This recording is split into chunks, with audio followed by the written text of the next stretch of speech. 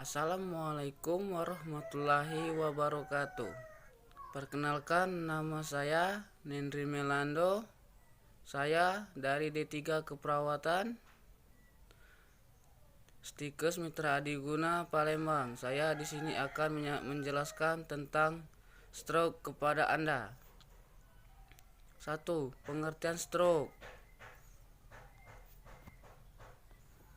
Pengertian stroke adalah kondisi yang terjadi ketika rasukan darah ke otak, tegang nyambutan, atau terjadinya pembuluh darah yang pecah akan mengakibatkan terjadinya shock.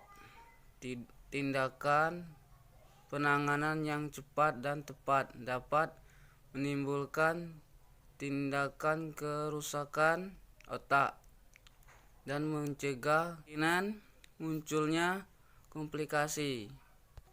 Perlu Anda ketahui, penyakit shock ini merupakan satu dari dua penyebab utama kematian di dunia pada tahun 2004 dan diperkirakan akan menjadi 4 teratas penyakit paling mematikan di dunia pada tahun 2030.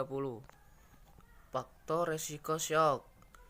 Faktor yang meningkatkan beresiko shock yaitu terdapat resiko terdapat serangan jantung.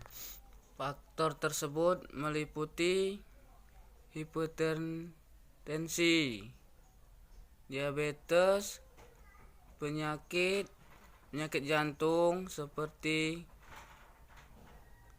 gagal penyakit jantung, bahwa infeksi jantung. Faktor gaya hidup, merokok, kurang olahraga, konsumsi obat-obatan terlarang. Faktor lainnya yaitu faktor keturunan, di mana orang yang memiliki anggota keluarga yang pernah mengalami shock berisiko tinggi mengalami penyakit yang sama juga. Dengan bertambahnya PISA, seorang memiliki resiko shock terlebih tinggi dibandingkan orang yang lebih muda. Penyebab shock ini terbagi menjadi dua jenis, yaitu shock iskemik.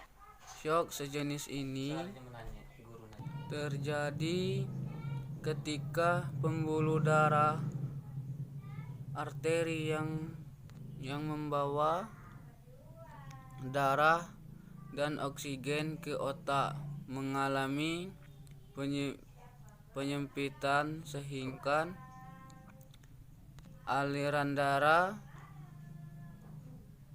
ke otak sangat berkurang. Kondisi ini disebutkan juga sebagai iskema. Hemorogi. Shock terjadi ketika pembuluh darah di otak berpecah dan menyebabkan pendarahan. Pendarahan di otak dapat dipicu oleh beberapa kondisi yang mengaruhi pembuluh darah. Kondisi tersebut meliputi hipertensi yang tidak terkendu,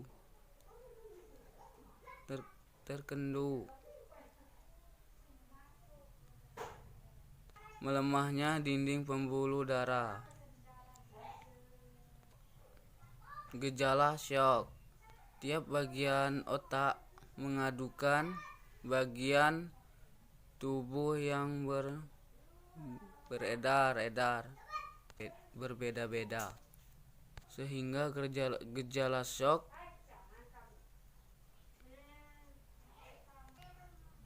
terganggu pada bagian otak yang terserang dan tidak kerusakan. Di sini ada 3 jenis utama yang terserang penyakit shock, yaitu 1. Salah satu sisi wajah akan teruna dan mengerun dan tidak mampu senyum. 2. Tidak mampu mengangkat salah satu lengan kanan karena terasa lemas atau mati rasa. Tidak hanya lengan, tungkai yang satu sisi dengan lengan tersebut juga mengalami kelemahan. 3. Kemudian ucapan yang tidak jelas atau bahkan tidak mampu berbicara sama sekali meskipun penderita terlihat sadar. Kemudian ada beberapa gejala dan tanda shock lainnya, yaitu 1. Mual dan muntah. 2. Sakit kepala yang hebat datang secara tiba-tiba disertai kaku pada leher dan pusing yang berat. 3. Kesadaran yang menurun. 4. Sulit menelan sehingga mengakibatkan tersedak. 5. Menghilangnya penglihatan secara tiba-tiba. Pengobatan shock yang diberikan pada bagian shock ketergantungan pada jenis-jenis shock yang dialaminya. Baiklah, saya di sini akan menjelaskan cara pengobatan shock berdasarkan jenis yang dialaminya, yaitu 1. Pengobatan iskemik. Penanganan awal akan berfokus untuk menjaga jalan napas, mengontrol tekanan darah, dan mengemukan aurat darah. 2. Pengobatan shock hemoragik. Pada kasus MI, pengobatan awal bertujuan untuk mengurangi tekanan darah pada otak dan mengontrol pendarahan. Selain itu, ada beberapa bentuk pengobatan shock hemoragik, yaitu dengan cara mengonsumsi obatan yang diberikan pada dokter. TIA, transient ismi, astag. Pengobatan TIA ini bertujuan untuk menurunkan risiko yang dapat memicu timbulnya shock, stroke, sehingga penyakit tersebut dapat dicegah. Pencegahan stroke yang paling utama yaitu menerapkan gaya hidup sehat. Kemudian saya akan menjelaskan cara pencegahan stroke. Antaranya 1. Dengan cara menjaga pola makan. Terlalu banyak konsumsi makanan asin dan berlemak dapat meningkatkan jumlah kolesterol dalam darah dan resiko yang menimbulkan hipertensi yang dapat memicu terjadinya shock, stroke. Hindari konsumsi garam yang berlebihan. Konsumsi garam yang ideal adalah sebanyak 1 sendok per hari.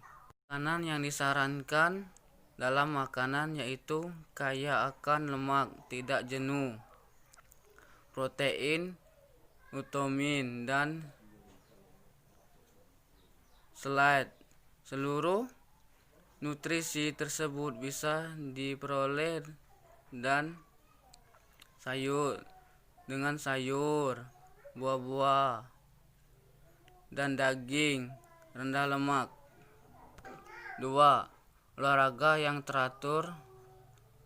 Olahraga secara teratur dapat menimbulkan dan sistem peredaran darah pekerjaan lebih efisien. Olahraga juga dapat menurunkan kadar kolesterol dan menjaga berat badan. Sistem ekotonan darah pada tingkat yang sehat dan normal. 3. Berhenti merokok. Perokok berisiko 2 kali lipat lebih tinggi terkena stroke. Mengapa bisa dikatakan berisiko lebih tinggi terkena stroke? Karena rokok dapat mempersempit pembuluh darah dan membuat darah mengumpal. Dengan cara berhenti merokok dapat mengurangi risiko terkena stroke. Hindari mengonsumsi minuman yang beralkohol. Minuman keras mengandung kalori tinggi jika konsumsi secara berlebihan. Seseorang rentan terdapat berbagai penyakit stroke. Konsumsi minuman beralkohol berlebihan juga dapat membuat detak jantung tidak teratur. 5. Hindari penggunaan nafla. Beberapa jenis nafla dapat menyebabkan penyempitan aliran darah, menyempitkan arteri, dan mengurangi aliran darah. Itu saja yang dapat saya jelaskan. Saya akhiri. Saya minta maaf jika ada kata yang salah. Saya akhiri. Wassalamualaikum warahmatullahi wabarakatuh.